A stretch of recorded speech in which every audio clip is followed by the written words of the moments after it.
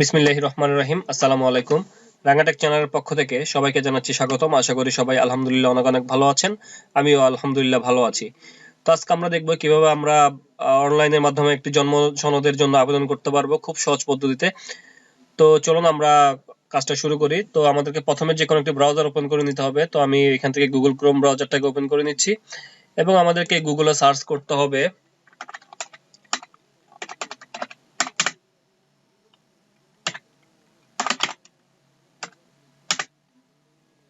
দেখুন, দেখতে পাচ্ছেন অনলাইনে জন্ম নিবন্ধন আবেদন। এটা লিখে আপনারা কিবোর্ড থেকে এন্টার প্রেস করবেন। এন্টার প্রেস করার পর আপনারা দেখতে পাচ্ছেন প্রথমে একটা website birth registration application form online. তো আবার এখানে একটা বাংলাতে দেখতে পাচ্ছেন অনলাইন জন্ম নিবন্ধন তথ্য। তো আমরা এখান থেকে প্রথমে যে ওয়েবসাইটটা আছে আমরা এটাতে ঢুকবো। তো আমি এখানে ক্লিক করে দিলাম। ওকে, দেখতে পাচ্ছেন এটা ইন্টারফেসটা এরকম। তো এখান থেকে আপনারা সরাসরি আবেদন করতে পারবেন। People Republic of Bangladesh online birth registration information system online BRIS। তো দেখেন এখানে প্রথমে দেওয়া আছে নির্বাচন করুন। তো এখান থেকে আমাদেরকে নির্বাচন করতে হবে। তো আমরা এখানে ক্লিক করব। এখন নির্বাচন করুন। এখান থেকে আপনি আপনার যে বিভাগে আছেন ওই বিভাগটা আপনাকে এখান থেকে সিলেক্ট করে দিতে হবে। তো আমি যেহেতু চট্টগ্রাম বিভাগের অধীনে, সেহেতু আমি এখান থেকে আমি যার আবেদনটা করে দিচ্ছি সে চট্টগ্রাম বিভাগের অধীনে। তো আমি এখান থেকে চট্টগ্রাম বিভাগটা সিলেক্ট করে নিলাম এবং এখান থেকে দেখেন এটা নির্বাচন করার পর এটা আবার চলে আসে। এখানে আবার দেখুন চলে আসে নির্বাচন করুন। তো আমি এখান থেকে আবার নির্বাচন করুন এখানে ক্লিক করব। ক্লিক করার পর দেখেন এখান থেকে যে আমাদের জেলা, যে আপনি যে চট্টগ্রাম বিভাগের অধীনে যে জেলায় বসবাস করেন ওই জেলাটার নাম আপনাকে এখান থেকে সিলেক্ট করে দিতে হবে। তো আমি এখান থেকে সিলেক্ট করে দিলাম। সিলেক্ট করে দেওয়ার পর অপেক্ষা করুন। দেখা যাচ্ছে নেটওয়ার্ক স্লোর কারণে। ওকে, দেখেন এখান থেকে আমরা এটা নির্বাচন করে ফেললাম। এখন আমাদের এখানে আবার নোট দিয়ে দিয়েছে নির্বাচন করুন। তো এখানে আবার ক্লিক করবেন। এখানে ক্লিক করে আপনি যে উপজেলাতে আছেন ওই উপজেলা আপনি এখান থেকে সিলেক্ট করবেন। তো আমি এখান থেকে আমি যে উপজেলাটা করতেছি সেটা হলো রাঙামাটি সদর। আমি এটা এখান থেকে সিলেক্ট করে দিলাম।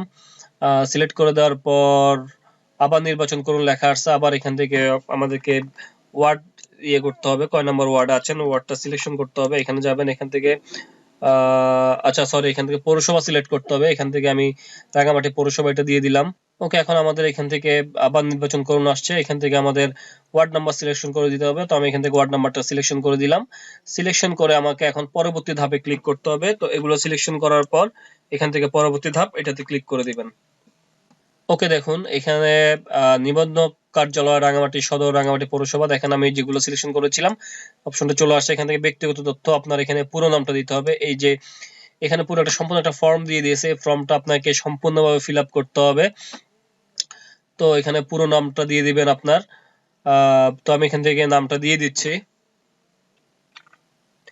আর এটা অবশ্যই দেখেন যে এখানে বাংলা আছে এখানে বাংলা লিখতে হবে, যেখানে ইংলিশ সেখানে ইংলিশ লিখতে হবে। তো এটা সম্পূর্ণ বাংলা ফর্ম। তো আমি এখান থেকে পুরো নামটা দিয়ে দিচ্ছি।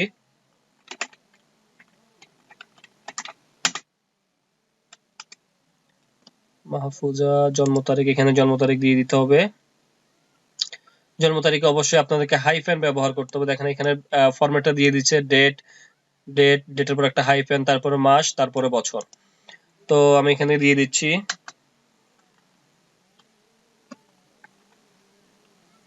03 হাইফেন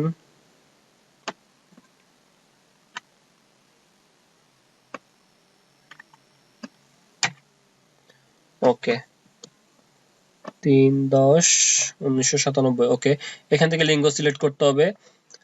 পুরুষ হলে পুরুষ, মহিলা নারী হলে নারী। তারপর হচ্ছে মাতার নাম, মাতার নাম দিয়ে দিবেন।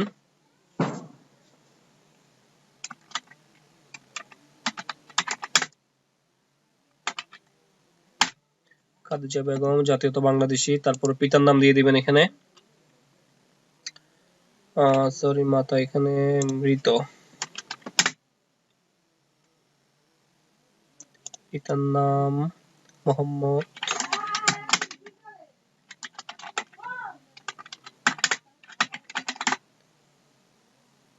তারপর এখানে দিয়ে দিবেন ঠিকানা। আচ্ছা, প্রথমত জন্মস্থান, আপনি যেখানে জন্মস্থান করেছেন ওই জায়গাটার নাম আপনি দিয়ে দিবেন। তো এখানে জন্মস্থান দিয়ে দিচ্ছি।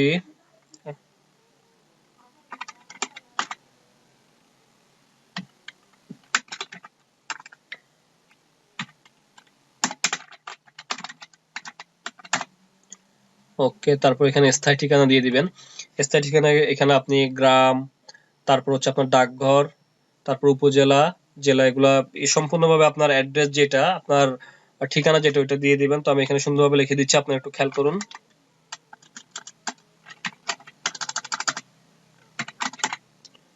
গ্রামের পর একটা হাইফেন দিলাম, অথবা আপনারা চাইলে এভাবে কলম দিতে পারেন, গ্রাম।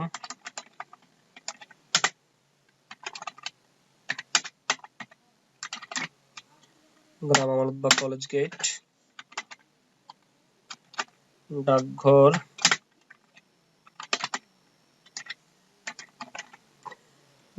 রাঙামাটি, উপজেলা।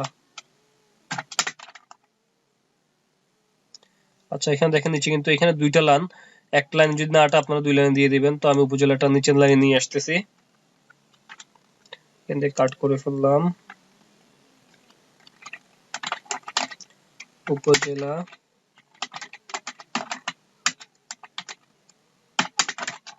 তারপর জেলা,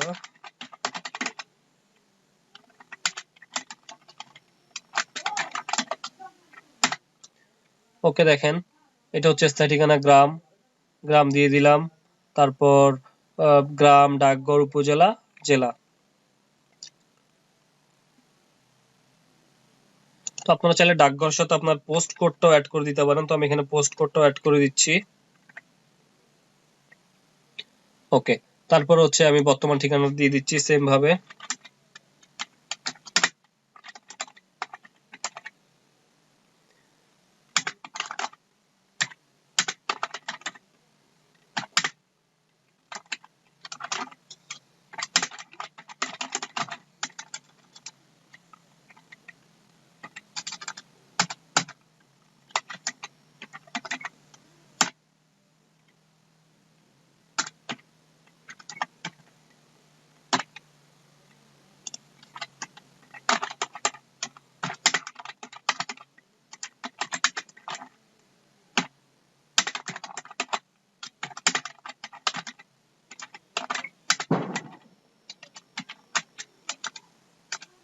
তো দেখেন ফর্মটা যখন ফিল আপ হয়ে যাবে আপনাদের, তখন আপনারা একটু ভালোভাবে এটা চেক করে নেবেন সম্পূর্ণ ঠিক আছে কিনা।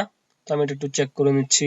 ওকে, এখন আমাদের এটা সম্পূর্ণ যাচাই করা হয়ে গেলে বা সম্পূর্ণ আপনি যখন চেক করে ফেলবেন, তখন আবার যেটা করবেন, এখানে পরবর্তীতে ক্লিক করে দিবেন। তো আমি এখন পরবর্তীতে ক্লিক করে দিচ্ছি। ওকে, পরবর্তীতে ক্লিক করে দেওয়ার পর এখন আপনাকে যেটা করতে হবে, আপনার ইংরেজিতে ইনফরমেশনটা দিতে হবে। তো আপনি চাইলে এখানে ইংরেজিতে ইনফরমেশনটা দিয়ে দিতে পারেন। দেখেন ফুল নেম ইন ইংলিশ, এই যে এখানে ইংরেজি যে ঘরটা আছে আপনারা দেখতে পাচ্ছেন, এই যে ইংরেজি ঘরটা, এই ঘরগুলো আপনাকে ইংরেজিতে ফিল আপ করতে হবে। তো আমি এগুলো একটু ইংরেজিতে ফিল আপ করে দিচ্ছি।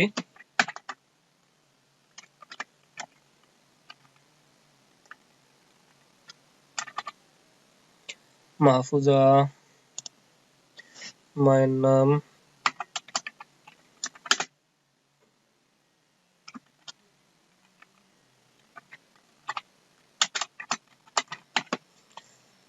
বেগম, বাংলাদেশী, পিতার নাম,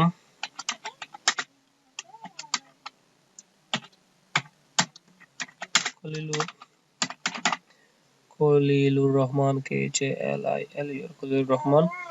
ওকে, জন্মস্থানটা দিয়ে দিচ্ছি।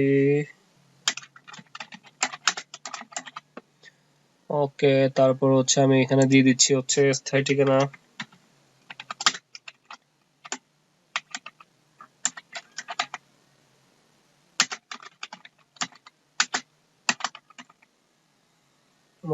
College gate. ওকে, আমি স্থায়ী ঠিকানাটা দিয়ে দিলাম এখানে। ওকে, তো মোটামুটি আমার চেক করা শেষ। এখন আপনারা যেটা করবেন, এখান থেকে পরবর্তী এটাতে ক্লিক করে দিবেন। তো এখান থেকে পরবর্তীতে ক্লিক করে দিলাম। ক্লিক করে দেওয়ার পর দেখেন এটা সম্পূর্ণটা আপনি একটু আরেকবার চেক করে নেবেন যে এখানে কোথাও কোনো জায়গায় ভুল আছে কিনা। তো এনশিওর যখন হবেন তখন আপনারা এখান থেকে সংরক্ষণে ক্লিক করবেন। তো আমি এটাকে একটু আরেকটু যাচাই করতেছি। ওকে, এটা আমার পুরোপুরি চেক করা শেষ। তো আমি এখন এখানে যেটা করতে হবে এটা হলো সংরক্ষণ করুন। তো সংরক্ষণে এখানে ক্লিক করবেন, সংরক্ষণে ক্লিক করে দিলে আপনার এটা সংরক্ষণ হয়ে যাবে। তো আমি এখান থেকে সংরক্ষণে ক্লিক করে দিলাম, একটু অপেক্ষা করবেন। এই যে দেখুন আপনাকে এখানে আপনার আবেদনপত্র নাম্বার, এখানে একটি নাম্বার দিয়ে দিয়েছে, তার মানে আমাদের জন্ম নিবন্ধন আবেদনটি সংশ্লিষ্ট নিবন্ধন কার্যালয়ে দাখিল হয়েছে।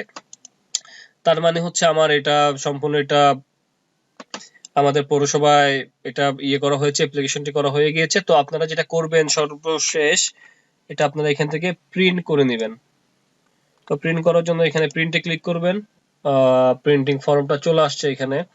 তো আপনারা এখান থেকে যেটা করবেন, আমি এটাকে প্রিন্ট করতেছি না, আমি এটাকে পিডিএফ দিয়ে সেভ করে রাখবো, সেজন্য আমি এখান থেকে সেভ এস পিডিএফ এটাতে এটা ক্লিক করলাম। ক্লিক করার পর আমি এখন এটাকে সেভে ক্লিক করব। তো আমি মোর সেটিংস একটু দেখে নিই। তো পেপার সাইজ আমি এখান থেকে A4 করে দিই। ওকে, ব্যাকগ্রাউন্ড গ্রাফিক্সটাও দিয়ে দিলাম। আচ্ছা, ব্যাকগ্রাউন্ড গ্রাফিক্সের প্রয়োজন নাই।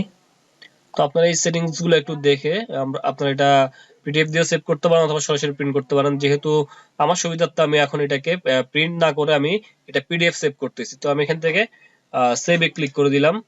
তো আমি এটাকে ডেস্কটপে সেভ করতেছি, ডেস্কটপ। তো আমি এখানে একটা নাম দিয়ে দিচ্ছি, নামটা হচ্ছে মাহফুজা। তো আমি ফর এক্সাম্পল হিসেবে এই নামটা দিলাম, দিয়ে জাস্ট আমি এখানে সেভে ক্লিক করে দিলাম। ওকে, আশা করছি এটা আমার সেভ হয়ে গিয়েছে। আমি তারপর ডেস্কটপে দেখি, এই যে দেখতে পাচ্ছেন এটা কিন্তু আমার এখানে সেভ হয়ে গিয়েছে। তো আমি ফর্মটাকে একটু ওপেন করে দেখি। গণপ্রজাতন্ত্রী বাংলাদেশ সরকার জন্ম মৃত্যু নিবন্ধকের কার্যালয় সনদের জন্য এই ফর্মটি প্রিন্ট করে প্রয়োজনীয় প্রত্যয়ন সহ 15 দিনের মধ্যে নিবন্ধকের কার্যালয়ে যোগাযোগ করুন। রাঙামাটি পৌরসভা, ওয়ার্ড নম্বর 9। তো এখানে সম্পূর্ণ এটা দিয়ে দিয়েছে, আপনারা দেখতেই পাচ্ছেন। সম্পূর্ণ আমি যে ফর্মটা ফিল আপ করেছিলাম ওই ফিল আপটা দিয়ে দিয়েছে। তো এখন আপনাদের যেটা করতে হবে সেটা হলো এই ফর্মটা প্রিন্ট করে প্রথমে আপনাদের যে ওয়ার্ড কাউন্সিলর রয়েছে ওনার থেকে একটি সুপারিশ নেবেন বা ওনার একটি স্বাক্ষর নেবেন। স্বাক্ষর নিয়ে আপনারা আপনাদের পৌরসভায় নিয়ে যাবেন। তাহলে আপনি যে এটা দাখিল করেছেন, যে অ্যাপ্লিকেশনটা দাখিল করেছেন, এটা অনুযায়ী আপনাকে একটি জন্ম নিবন্ধন প্রিন্ট করে ওরা স্বাক্ষর করে দিয়ে দিবে। এটাই হচ্ছে আপনার মূলত কাজ। তো এই ছিল আজকে আমার টিউটোরিয়ালটি যদি আপনাদের ভালো লাগে তাহলে অবশ্যই লাইক করবেন, কমেন্ট করবেন, শেয়ার করবেন, এবং যারা ইতিমধ্যে আমার চ্যানেলটাকে সাবস্ক্রাইব করেছেন তাদেরকে আমি অসংখ্য ধন্যবাদ জানাচ্ছি। এবং যারা আমার চ্যানেলটাকে সাবস্ক্রাইব করেন না, যদি প্রয়োজন মনে করেন সাবস্ক্রাইব করে রাখতে পারেন এবং নোটিফিকেশন বেল আইকনটি অন করে রাখতে পারেন, তাহলে আমার নিত্য নতুন ভিডিওগুলো আপনার নোটিফিকেশন আকারে সবার আগে পেয়ে যাবেন। তো পরবর্তীতে কোনো ভিডিওতে আবার দেখা হবে। সেই পর্যন্ত সবাই ভালো থাকবেন, সুস্থ থাকবেন, নিজের খেয়াল রাখবেন। আল্লাহ হাফেজ, আসসালামু আলাইকুম।